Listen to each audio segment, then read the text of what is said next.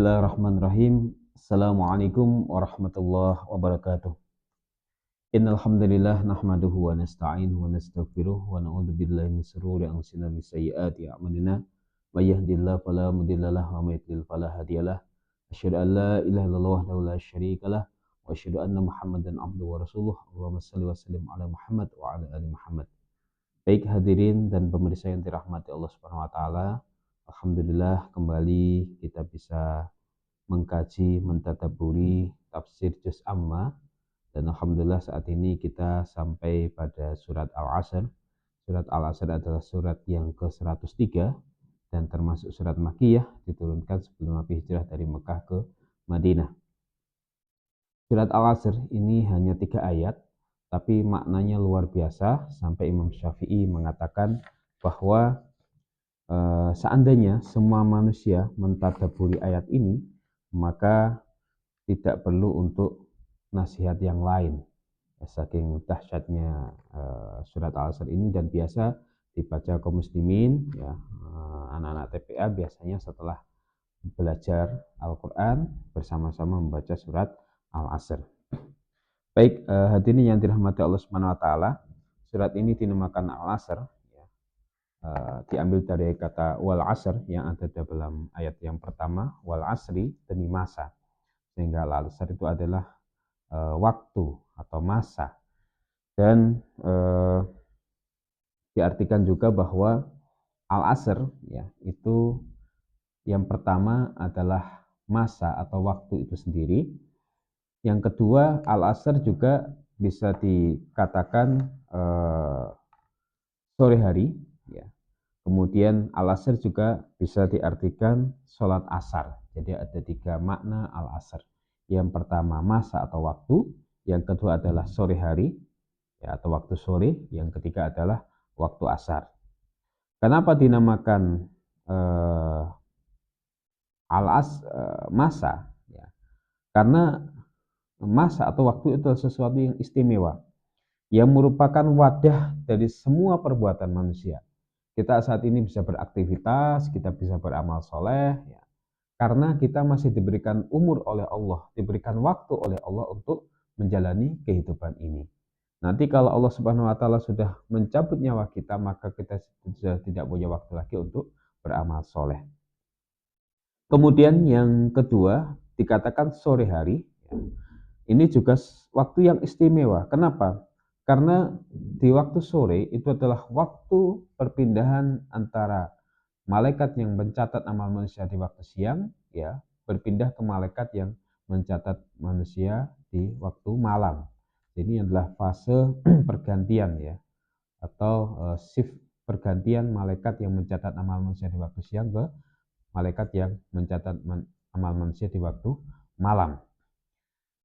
Begitu juga pagi hari, itulah pergantian fase di mana malaikat yang mencatat amal manusia di waktu malam akan berganti kepada malaikat yang mencatat amal manusia di waktu siang hari.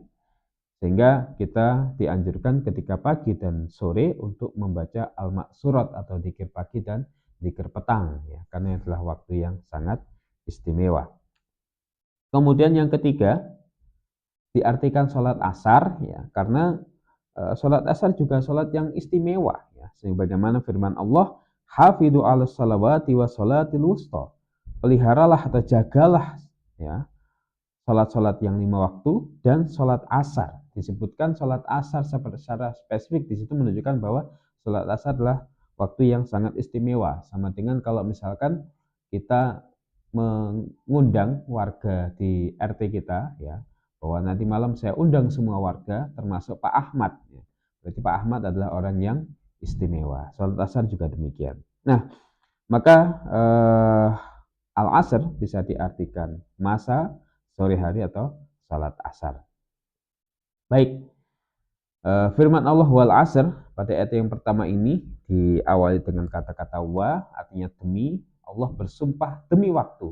Berarti demi waktu sore, demi sholat asar, ya. Bisa diartikan seperti ini karena 3 hal ini adalah sesuatu yang istimewa, ya, begitu. Ketika Allah Subhanahu wa taala bersumpah ya demi sesuatu dan Allah bersumpah dengan apapun yang diciptakannya, ya, maka pasti akan ada penekanan yang akan disampaikan Allah setelah sumpah tersebut. Apa yang ingin ditekankan? Innal insana lafi khusrin. Ya. Innal insana, sesungguhnya manusia, lafi, benar-benar dalam kerugian. Ya. Di situ disebutkan inna, sesungguhnya, ya. Kemudian la, ya. Sungguh, ya. Fi, di dalam, khusrin, kerugian. Masya Allah.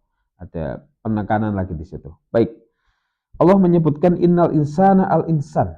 Ya. Al-insan di sini ada dua pendapat. Yang dimaksud al-insan di situ adalah orang-orang kafir saja. Tapi juga ada yang berpendapat bahwa al-insan itulah seluruh manusia karena disebutkan al-insan.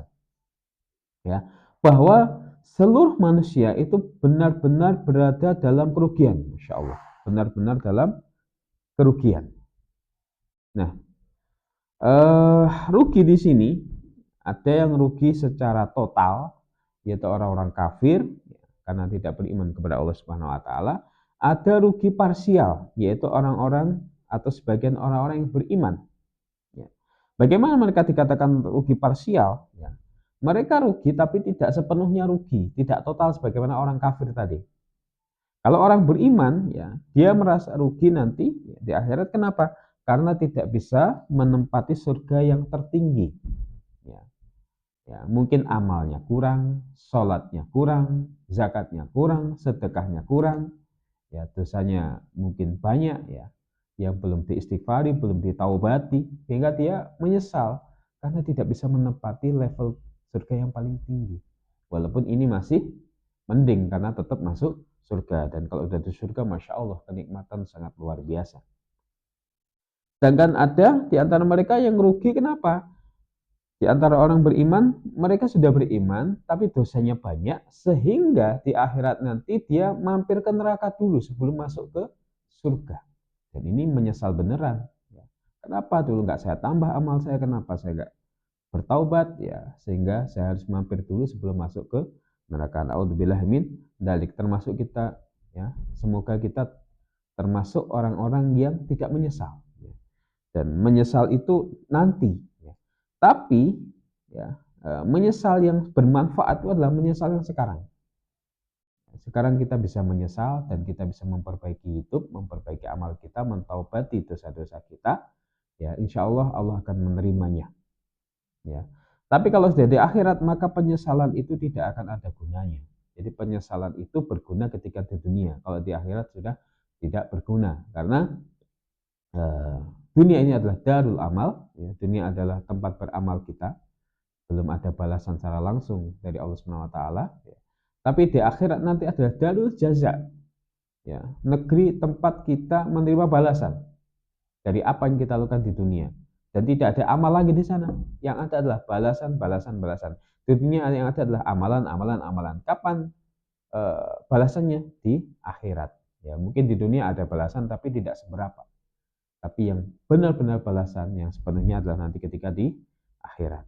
Maka kalau mau menyesal, menyesal dari sekarang. Semoga Allah Subhanahu wa taala memberikan kepada kita petunjuk untuk mentaubati dosa-dosa kita, ya.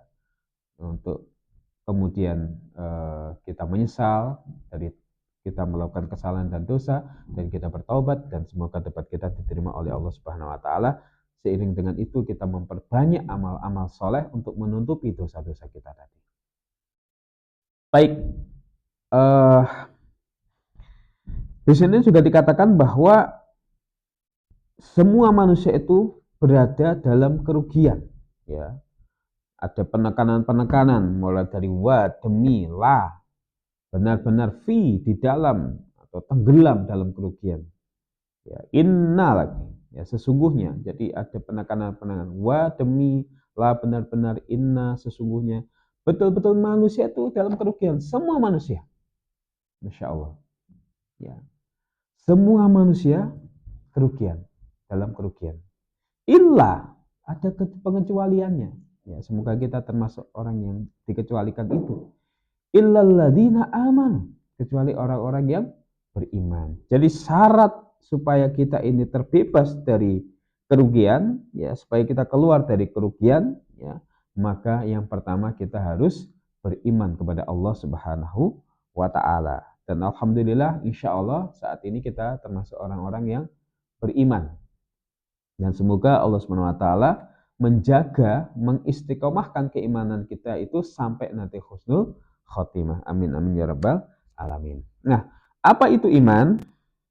Iman itu adalah sebagaimana yang disabdakan oleh Rasulullah SAW ya dalam hadis Arba'in Nawawi yang kedua, di mana ketika itu malaikat Jibril datang kepada Nabi ya bertanya tentang apa itu Islam, apa itu iman, apa itu ihsan. Ya, ketika Nabi ditanya oleh malaikat Jibril apa itu iman, ya tentu malaikat Jibril uh, menyerupai seorang manusia laki-laki begitu ya, dan itu dilihat oleh para sahabat begitu.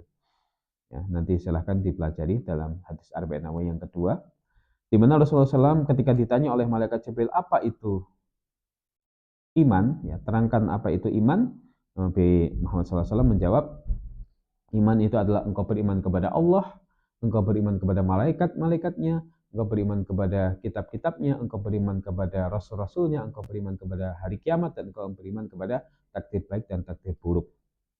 Jadi iman itu harus didasari oleh ilmu. Jadi iman yang ideal adalah iman yang berdasarkan ilmu. Ilmu apa? Ilmu tentang rukun-rukun iman. Ya. Sehingga iman yang benar adalah iman yang dilandasi dengan ilmu, maka menuntut ilmu itu hukumnya wajib. Ya, wajib bagi seorang muslim. Supaya apa? Imannya benar. Nah, dan iman yang benar itu adalah iman yang kemudian membawa manfaat. Ya, menjadikan dia yakin dan tidak ragu-ragu. Termasuk kita saat ini sedang belajar mentadabburi Al-Quran, ya, supaya iman kita bertambah, iman kita bertumbuh, keyakinan kita semakin bertambah karena bertambahnya ilmu-ilmu kita yang kita ambil dari tafsir Al-Quran. Ya, iblis itu beriman, ya. Abu Jahal juga beriman, tapi tidak diilmui secara baik, begitu. Maka kemudian iblis ya dia durhaka kepada Allah dengan tidak mau bersujud kepada Adam. Abu Jahal juga begitu. Dia beriman, dia tahu Allah itu Tuhannya. Tapi pada saat yang sama dia juga menyembah berhala-berhala. Bahkan memusuhi Nabi Muhammad SAW. Ya. Kenapa? Karena tidak diilmui dengan baik. Ya. Kalau iman itu didasari oleh ilmu, maka iman itu akan menggerakkan dia akan taat kepada Allah Subhanahu wa taala. Baik. Untuk keluar dari kerugian ya setelah beriman, maka yang kedua adalah beramal soleh. Ya, amal itu ada dua, amal baik dan amal buruk ya. Kita mau pilih yang mana ya. Jadi amal baik atau amal buruk. Yang dikehendaki di sini adalah wa'amilus solihat dan beramal baik. Bukan beramal buruk. Beramal baik itu standarnya apa? Beramal baik itu standarnya adalah sesuai dengan apa yang diperintahkan oleh Allah dan Rasul-Nya. Maka ketika kita beramal, ya ada dua syarat. Yang pertama adalah niat ikhlas karena Allah Subhanahu wa taala. Yang kedua adalah mengikuti sunnah Rasulullah. Nah, ketika kita beramal, ya kita benarkan, kita luruskan niat kita. Jangan sampai amal kita ini bukan karena Allah. Ya, mungkin karena supaya dipuji oleh manusia, karena supaya dilihat oleh manusia atau riya, sum'ah, ya. Maka amalan ini tidak akan diterima oleh Allah Subhanahu wa taala. Ya. Kita beramal, ya, kita iringi dengan niat yang ikhlas karena Allah semata. Yang kedua adalah amal itu dicontohkan oleh Allah oleh Rasulullah Shallallahu alaihi wasallam. Ya, telah diperintahkan oleh Rasulullah SAW. Nah, sehingga kita betul-betul ya menjadikan Rasulullah itu sebagai teladan utama dalam beramal, ya bukan mengada-ngadakan. Maka kalau kita beramal, ya tapi tanpa niat yang benar karena Allah, walaupun caranya benar, ya sesuai dengan tuntunan Rasulullah, misalkan kita sedang melaksanakan sholat, ya sholatnya dipanjang-panjangkan supaya dilihat orang kita termasuk orang yang soleh, orang yang alim, maka tidak diterima oleh Allah Subhanahu wa taala. Begitupun juga misalkan niatan kita sudah benar, tapi tidak sesuai dengan tuntutan Rasulullah Shallallahu Alaihi Wasallam, mencampur adukan antara kebatilan dan hak, ya kebenaran, maka juga tidak akan diterima oleh Allah Subhanahu wa Ta'ala. Jadi misalkan mau mencuri, ya kita berdoa dulu, ya mencuri itu tidak diperintahkan dan tidak dicontohkan oleh Rasulullah. Ya, kalau berdoa dicontohkan, tapi bukan dalam rangka untuk mencuri. Jadi antara niat amalan batin dan amalan yang sesuai dengan sunnah Rasul adalah amalan lahir, itu harus sesuai, dan itu adalah syarat kita dalam beramal soleh, ya, karena Allah dan juga sesuai dengan tuntunan Rasulullah Shallallahu Alaihi Wasallam. Jangan sampai kita termasuk dalam golongan orang yang disebutkan dalam akhir surat Al-Fatihah, ya, Wairil maghdubi alaihim waladdallin. Ya, al-maghdub, ya, artinya adalah orang-orang yang dimurkai, yaitu orang yang punya ilmu, tahu kebenaran tapi tidak mau beramal. Ya, tahu kebenaran tapi tidak mengamalkannya. Alhamdulillah min dzalik. Maka tidak akan ada gunanya ilmu tersebut. Begitupun juga ad-dallin, orang-orang sesat, yaitu orang yang beramal tanpa ilmu. Terus pokoknya beramal tapi tanpa didasari ilmu, itu akhirnya sesat. Ya. Kita berlindung kepada Allah dari dua golongan tersebut. Kita minta kepada Allah siratal ladzina an'amta alaihim, yaitu jalannya orang-orang yang kau beri nikmat atas mereka, ya, yaitu jalannya para nabi, para sahabat, para tabiin dan seterusnya yang mengikuti sunnah Nabi Muhammad SAW, sehingga kita bisa selamat, ya, dari api neraka, ya, selamat dari murka Allah Subhanahu wa taala. Baik. Kemudian yang ketiga, setelah beriman, beramal soleh supaya kita tidak termasuk orang yang rugi, maka watawasau bil haqqi, dan nasihat menasihati dalam kebenaran. Watawasau berarti saling menasihati. Ya, kita ini bukan orang yang stabil imannya. Ya. Kadang yazid wa yangkus, kadang naik, kadang bertambah, kadang juga turun. Ya. Iman kita bukan stabil sebagaimana malaikat. Maka di situ dibutuhkan nasihat menasihati. Ya, nasihat menasihati. Kita pun juga kalau sudah beriman, beramal soleh, kita juga tidak cukup beriman sendiri. Kita tidak cukup baik sendiri. Kita wajib untuk memperbaiki lingkungan kita, ya, yaitu dengan dakwah. Maka dakwah yang paling kecil, ya, adalah di lingkungan keluarga kita. Allah Subhanahu wa taala berfirman, "Qu anfusakum wa ahlikum nara." Jagalah diri kalian dan keluarga kalian dari api neraka. Ya. Nah, wa tawassaw bil haqq, ya. Menasihati dalam kebenaran. Nah, kebenaran itu bagaimana? Karena kebenaran itu ada kebenaran mutlak, ada kebenaran relatif. Kebenaran mutlak adalah kebenaran yang datang dari Allah Subhanahu wa taala, yang tertuang dalam Al-Quran dan As-Sunnah, yang dicontohkan oleh Nabi, yang disampaikan oleh Nabi. Dan kebenaran relatif adalah kebenaran yang dibuat oleh manusia. Sehingga kebenaran mutlak ini, ya, kebenaran yang hakiki, begitu. Tidak bisa dikalahkan oleh kebenaran relatif. Walaupun semua manusia mengatakan A, tapi kalau kebenaran dari Allah dan Rasul yang mengatakan B, makanya benar adalah B itu tersebut. Jadi kebenaran yang mutlak dari Allah dan Rasulnya, yang meliputi, ya, kebenaran itu bagaimana cara ibadah yang bagus, yang benar, bagaimana muamalah yang benar, bagaimana akhlak yang benar. Dan untuk menyampaikan tiga hal tersebut, ibadah, muamalah, dan akhlak, itu adalah dengan berdakwah. Dengan berdakwah, maka kita punya kewajiban untuk berdakwah kepada lingkungan kita. Nah, dalam berdakwah kita juga sesuai dengan kompetensi kita, ya, karena masing-masing kita telah dikaruniai oleh Allah kelebihan-kelebihan. Bagi kita yang mempunyai kelebihan ilmu atau disebut sebagai orang ulama, maka kita memperjuangkan Islam lewat dakwah, menyampaikan kebenaran, menyampaikan ilmu kepada umat sehingga umat tercerahkan, sehingga menjadi jalan mereka untuk mendapatkan hidayah. Bagi orang yang diberikan kelebihan harta oleh Allah, maka ya berjuangnya atau menyampaikan kebenarannya adalah dengan berinfak, bersedekah untuk membiayai proyek-proyek dakwah, untuk membantu orang-orang fakir miskin, sehingga kemudian umat Islam ya yang belum beruntung secara ekonomi kemudian ditolong, dan dari situ kemudian dia merasakan bagaimana eh, pertolongan dari Allah Subhanahu wa taala lewat sesama orang yang beriman. Dari situ kemudian dia bisa beribadah. Bagi mereka yang punya kelebihan di bidang arsitektur misalkan, ya membantu untuk mendesain masjid yang bagus, mendesain pondok yang bagus misalnya.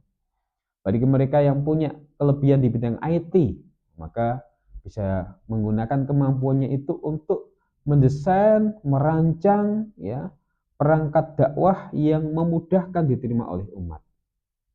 Jadi bagi mereka yang punya kelebihan di bidang kedokteran, ya bisa menolong orang-orang yang sakit, tapi dia fakir, miskin, dan seterusnya. Artinya, intinya adalah kita diminta untuk berdakwah, memperjuangkan Islam sesuai dengan kemampuan kita. Begitu. Ya, itulah nasihat-nasihat di dalam kebenaran. Baik, yang ketiga, ya atau yang keempat, supaya kita tidak termasuk orang yang rugi setelah beriman, beramal soleh, nasihat menasihati dalam kebenaran adalah yang keempat, nasihat menasihati dalam kesabaran. Nah, watawasau sekali lagi ini ada dua arah ya. Nasihat menasihati dalam kesabaran, kita harus siap dinasihati dan siap untuk menasihati. Ya karena kita bukan orang yang sempurna. Bahkan guru pun itu bukan manusia suci. Dia harus siap dinasihati oleh muridnya jika memang muridnya itu punya kelebihan ilmu. Maka sabar ini sangat penting sekali untuk bisa menjaga amalan-amalan atau hal-hal yang membuat kita tidak rugi, mulai dari beriman, beramal soleh, dan nasihat-menasihat dalam kebenaran atau dakwah. Sabar itu apa? Sabar itu adalah menahan diri dari hal-hal yang buruk. Kalau bahasa Jawanya ngempet. Ya. Jadi kita ngempet dari hal-hal yang buruk. Ya, karena itu hal-hal yang buruk itu memang menggoda. Ya, dan mengenakkan. Tapi karena itu dilarang oleh Allah Subhanahu wa taala, maka kita menahan diri untuk tidak melakukan hal tersebut. Dalam konteks ini, ya, dalam surat Al-Asr ini, sabar ketika kita beriman. Pertama ketika kita beriman. Beriman yang benar adalah beriman yang dilandasi ilmu. Maka menuntut ilmu itu hukumnya wajib. Maka ketika kita menuntut ilmu itu diperlukan kesabaran. Karena menuntut ilmu itu banyak godaannya. Ya, kadang ngantuk, kadang capek, kadang males, kadang bosan. Tapi kalau kita ingin iman kita ini benar, mau tidak mau kita harus menuntut ilmu. Ya, supaya imannya benar, pelajari ilmu rukun-rukun iman. Nah, ada dalam kitab Syu'abul Iman. Ya, itu juga bisa dipelajari. Ya, anak yang sekarang mungkin ada orang tua yang anaknya sedang dipondokkan dalam rangka untuk menuntut ilmu, itu juga butuh kesabaran. Sabar berpisah dengan anaknya, ya, sabar membiayai anaknya mondok, ya, sabar untuk sementara waktu tidak menghubungi anaknya karena anaknya supaya fokus mondok, ya tidak sering dikunjungi, tidak sering ditelepon. Kenapa? Karena anaknya sedang menuntut ilmu dan kita butuh kesabaran. Anak juga butuh kesabaran bagaimana berpisah dengan orang tuanya, bagaimana dia harus hidup sederhana, bagaimana dia harus mengikuti ritme kehidupan di pesantren yang sangat padat, tapi insya Allah sangat bermanfaat dan mendidik pola hidupnya menjadi pola hidup yang baik. Baik, yang kedua adalah sabar dalam beramal soleh. Ya, sabar dalam beramal soleh. Ya, dalam beramal soleh juga dibutuhkan kesabaran. Bagaimana contoh misalkan pagi hari kita harus bangun, ya, kemudian melaksanakan sholat subuh, di saat kita masih ngantuk, masih capek mungkin begitu. Tapi karena itu adalah perintah Allah, maka kita laksanakan. Dan apapun yang kita hadapi, ya kita hadapi dengan kesabaran. Bersedekah juga begitu, kita sudah mengumpulkan banyak harta, ya kemudian sebagian kecil harus kita sisihkan, ya kita berikan kepada orang yang berhak menerimanya, ya kita ikhlas dengan sabar. Yang ketiga adalah sabar ketika menyampaikan kebenaran atau ketika berdakwah. Karena dakwah itulah jalan yang penuh dengan tantangan. Ya, ibaratkan kita ini sedang meluruskan orang yang melenceng begitu. Ya, maka tidak semua orang siap diluruskan. Di antara mereka mungkin ada yang sudah merasa benar, di antara mereka mungkin ada yang tidak terima, bahkan kemudian melawan, ya, atau mungkin akhirnya konflik, ya, dan seterusnya. Maka ada fikih dakwah, ada bagaimana cara berdakwah yang baik, yang benar, ya, itu juga perlu dipelajari. Dan berdakwah, ya, itu adalah perintah dari Allah Subhanahu Wa Taala untuk kita memperbaiki lingkungan kita. Ya, dalam surat Luqman, ya Allah berfirman menceritakan bagaimana ketika Luqman menasihati anaknya tentang sholat, kemudian amar ma'ruf nahi munkar, maka setelah itu ada nasihat tentang sabar.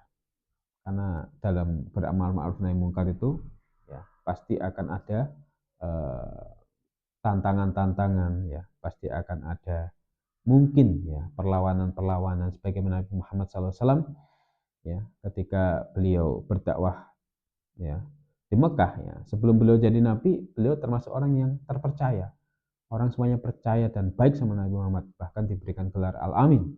Tapi ketika beliau mendakwahkan Islam, beliau dimusuhi, diancam mau dibunuh, bahkan diusir dari kampung halamannya. Masya Allah, itulah kesabaran yang dicontohkan oleh Nabi Muhammad SAW, sehingga dalam waktu 23 tahun, Islam bisa berkembang, diterima oleh manusia, dan sampai saat ini ajaran Islam terus bisa kita nikmati. Kenapa? Karena kesabaran Nabi dalam berdakwah.